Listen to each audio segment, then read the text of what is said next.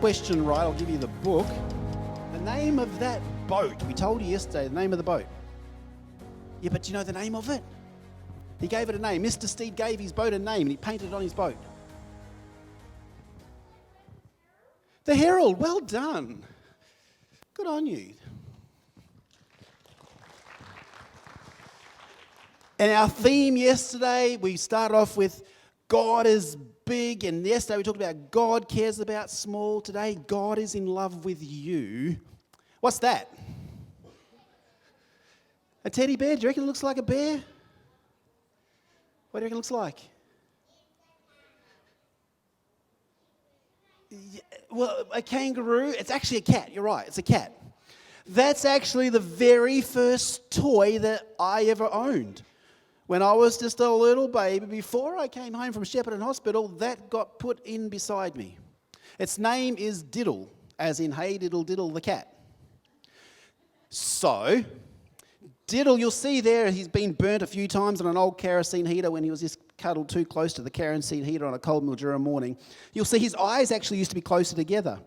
But he's been loved so much, his eyes have gone over there out to the sides and he's been stitched back together. That's his third stomach. My mum used to give him new stomachs, which is very kind of her. So if you saw Hey Diddle Diddle at a garage sale on a Sunday morning, what price do you reckon you put on him? Would anyone want to buy him? What price are you going to pay for him? You're going to pay $2. You're sensational. You're going to pay lots for him. You know what? I wouldn't sell him to you because he's mine, and even though he's beaten up and bruised and all sorts of stuff's happened to him, and he's got scars and stitches, he's pretty special to me because I love this little piece of cat. And today we're talking about how you're very special to God. Now, on the first day of our worship, we told you about some of our pets. You saw some of our pets. And we've got lots of little bits and pieces in the yard. There's Cuddles. And I showed you, and I'm going to show you again. So James, can you stand with me up here, mate? And Ben, if you can grab James a mic, because we're going to ask James some questions. So you grab that in, James, for a moment. So this gives you an idea about Cuddles. That's what she made to bring to camp because they wouldn't let us bring it to camp. But that gives you an idea of Cuddles. Now, one thing I always think is we've got lots of pets, but one pet I never wanted to own was a cat. Well, not a real cat. But I had a slight problem because my son, number 3, at night time, he'd say his prayers, and what would you pray for? A cat. A cat. See, I've got nothing personally against cats. I just don't think they should be in Australia. Because they get to and destroy wildlife and cause all sorts of problems. But James kept, dear Jesus, please get a cat. I'm like, we're not getting a cat. We can get some more snakes. We can get turtles. We can get lizards. No, not a cat. However, if you come to our house, you're going to find that thing. James, how did it get there? It turned out on his doorstep. It turned up on our doorstep. How did it turn up on our doorstep? By walking. Well, one cold, wet day in Melbourne, and it does get cold, it does get wet, one cold, wet day, it was just in the evening, and we heard this little meow, and we went out there. What's that doing at my house? She's thinking, snake food. No, we don't think that. What's that doing at my house? And James goes, isn't it cute? And I'm like, it belongs to someone, James, that's not our cat. We can have this cat. God sent a cat. No, he didn't. And so what did you do with the cat, James? Went to every single house in our street and also put posters up. Even though it was raining, James and I, we went and knocked on every single house in our street, even though it was starting to get dark. Is this your kitten? And they all went, no, not our kitten. Is this your kitten? Not our kitten. We went to the next street. Is this your kitten? Not our kitten. I'm sure I found that person's owner, but they just thought, no, not our kitten. Anyway, so we end up with this cat for the night. So James said, can we cuddle the cat? Well, you might as well cuddle the cat now. It's here for the night. And I'm off to Kmart buying kit litter and food and all kinds of things for this cat. And I said, no, it's not your cat, James. What did we do? We made posters. We stuck them up at the IGA. We stuck them up at the post office. We stuck them all around the place. Do you think anyone claimed the cat? No. So we took the cat to the vet, and what did the vet do, James? Took the cat away. I got a call at work, and it was Amanda saying, the boys are very upset. We took the cat to the vet to see if it was a chip, and the vet said, you can't hold this cat. It's not your cat. It's illegal to hold a cat that's not your cat. And he took the cat, and it went to the cat pound. That's good news, hey? And James says, we've got to get the cat. I'm like, it's not our cat. We've got to get the cat. The cat's got an owner. What about if the cat doesn't have an owner? And somehow I ended up on the phone to a cat pound saying, if that cat doesn't have an owner, I said, can we look after the cat for you? He said, no, you can't look after the cat for us. We've got to do these operations on it, and we've got to do this vaccinations on it. And we've got all these things. And if no owner claims it after, it was 8 days? Yeah. No owner claims after 8 days, then you can... You've played this game before. Then you can buy the cat. So what happened? What were you doing? Praying so you can buy the cat. He was praying so we could buy a cat. And the day came around, and every day we're talking to the cat people, and finally said, you can come and buy the cat. So we go and buy this cat. Is it a nice cat? It's evil. It's a terrible cat. You pick it up, and it hisses, and it growls. Something dysfunctional happened in its childhood before it got to us. But let me show you what this cat does. Okay, so that's a snake cage where this lives in, by the way. So Cuddles lives in this cage. Every morning, this cat goes to wake up Cuddles. And, Rob, if we can play the next little clip, you'll see what happens at our house in the mornings.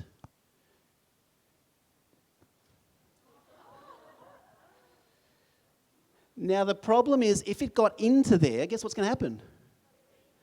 Yeah. Did you see the article in the paper 2 weeks ago about up in Queensland where some people lost their cat and then they found a big python in the yard, and the python went to the vet and he scanned the python, and guess what he found? A microchip.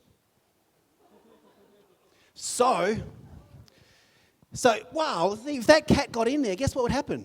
He'd be gone. Sometimes the things you want aren't the things you need. And sometimes mums and dads know what you actually need and know how to look after you. And even though you desperately want something else and you think it's terrible that mum and dad aren't giving it to you, like this cat thinks it's terrible that we're not letting it in to have a play with the snake, sometimes what you want is not what you need. So that's Cuddles the cat. Do you love Cuddles the cat? Not Cuddles the snake. You love Cat and the cat. Do you love Cat and the cat? Yeah. You do love it? Even though it's mean to you? Yeah. And I tell our boys sometimes that's a bit like us and God, that we provide for that cat, we bought that cat, we saved that cat from the rain, we bought it from the pound, we spend money on its food and taking it to the vet. It doesn't like us back very much. And so we talk about how sometimes that's what we can do to God. So we have another problem. That's also our house. Because my wife decided the boys needed a real cat. So what's this one's name, James? A silhouette of a fairy tale. Its name is actually a silhouette of a fairy tale. It's an old show cat. The lady who showed cats disposed of this one because it got too old to be winning shows. But it used to be a show cat. And so we just call it Flurry because we don't call it silhouette of a fairy tale. But that's our cats. And our cats teach us about love and teach us about... This one's actually really nice. And this one does return love. But... cats can tell us a lot. Now, there was a man yesterday. Is it Levi? Luke? Dale's boy. You needed a snake skin because you like reptiles.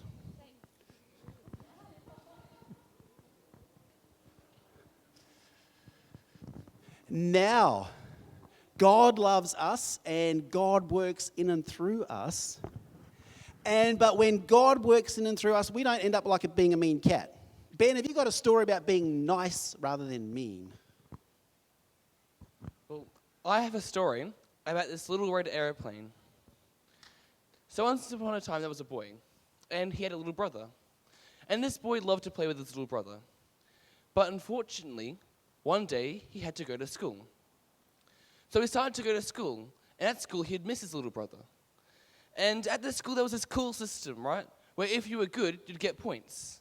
And as you got more points, you could start going and getting prizes. So he went to the prize box, and he saw a little red aeroplane. And he thought, how cool would it be to have a little red aeroplane? And so he started saving up his points. And each day, he would check the little red aeroplane to make sure someone else hadn't taken it. And one day, he saved up enough points. And this little boy was so excited to go up to the teacher and ask if he can have the little red aeroplane. So he went and bought the little aeroplane with his points, and he put it in his bag, and he did the rest of school. And when he got home, he was excited to get his little red aeroplane out. But then he saw his little brother, and he misses his little brother at school, and he loves his little brother. So he went up to his little brother and went, "I love you. I missed you. I got this for you." And he gave the little aeroplane to his little brother. Now, I'm that little brother. My brother Brad, he was going to school. I'm 2 years younger than him, so I wasn't going to school when he got the little aeroplane. And so he came back and he gave me the little aeroplane. And Dad came and he took it because he thought it was such an amazing thing that Brad was so generous. And each time me and Brad have little fights, because we're all not perfect, he gets that little aeroplane and he tells us this story. Mind you, I didn't take it immediately. I did let you play for it for a few years. But now the little red aeroplane makes its appearance when it needs to be a token of peace. So we've been telling you pioneer stories. And you heard the story of, the first story we told you was about Mr. Corliss. Yesterday was Mr. Steed. Well, this one we go across the sea a bit further to New Zealand because Mr. Haskell, Pastor Haskell, who turned up in Australia, then went to New Zealand. So I figured that if it's in New Zealand, we probably should have a New Zealander tell it. So Amanda, you're going to tell our pioneer story today about Mr. Stephen Haskell. I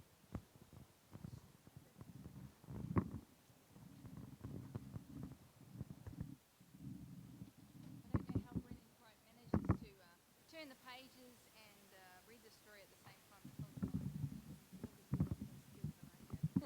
Thank you. Talk into it. Okay. Well, the story of Stephen Haskell. He had already gone to Australia, as you know. He landed in Sydney back there in 1885. But on the way to Melbourne, where they finished off, he stopped in a beautiful city in the lovely country of New Zealand. And they stopped there overnight, and they were able to, actually, I don't think it was completely overnight. I think it was about like 6 hours they stopped there. And they were taken on excursion. They went up the top of the hill there at Onehunga, and they looked down from the view up there, and they looked down and they saw all the beautiful city and all the green. He thought, this must be very intelligent people who live in this country. I should come back, because they have libraries there too. So after he went to Sydney and then went to Melbourne, he turned around and he came back to New Zealand, and he stopped there in Auckland Harbour. It looked quite different to what it does now. It was just a little town at that stage. So he stopped in Auckland Harbour, and he spoke to the captain. He said, look, I've come to here to look around and do some work here, but I'm not sure where I should stay. And the captain said, well, I know a family you could stay with.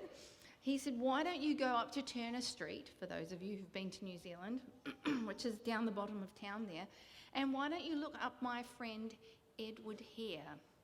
And Edward Hare owns a boarding house in Turner Street, and he can put you up. And that's what the boarding house looked like there. So he said, thank you very much, and he grabbed his bags and he went down to Turner Street and he knocked on the door and he said, hello, Mr. Hare, have you got a spare place for me to stay? And he just so happened he did. And he said, sure. So he showed him up to the room, and Mr. Haskell carried all his bits and pieces up there and he put them in there. And they gave breakfast and meals and things like that. And there was quite a few people staying in the boarding house. And they used to call him Reverend as a bit of a laugh, because he was the only pastor there. And they all thought he was a very nice man. They used to have a chat to him over breakfast and things like that. But at night time, the people came down one night and said, look, we can hear Mr. Haskell, Reverend, we can hear the Reverend every night. He mumbles away in his room and he makes this strange tapping sound. And we really don't like it. It's making us feel very uncomfortable. So Mr. Hare decided that he would go up and have a listen at the door the next night. And his wife's like, I don't think you should listen at the door. What if he comes out and finds you standing at the keyhole? And he said, no, it'll be fine. I'll go and have a listen at the door. So he went upstairs and he stood there for a long time and he didn't hear anything until finally he heard it start. Mumble, mumble, mumble, tap, tap, tap, tap. Mumble, mumble, mumble, tap, tap, tap, tap. And Edward thought, oh, this is very strange. He's going to have to go. He can't possibly stay here. There's obviously something seriously wrong with him, that he should tap, tap, tap all night and mumble.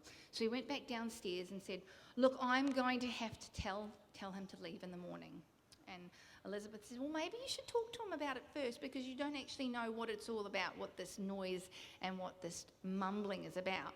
So the next day at breakfast, Edward sat down in front of Mr. Haskell and he said, look, it's been lovely having you, but you really can't stay up all night making noise. Our poor patrons, they can't sleep for your noise. And he says, well, what are you doing? And he says, well, actually, I'm praying for everybody in the boarding house. And he said, well, what is the noise that you're making? All this tap, tap, tap. And he goes, okay, we'll come upstairs and I'll show you.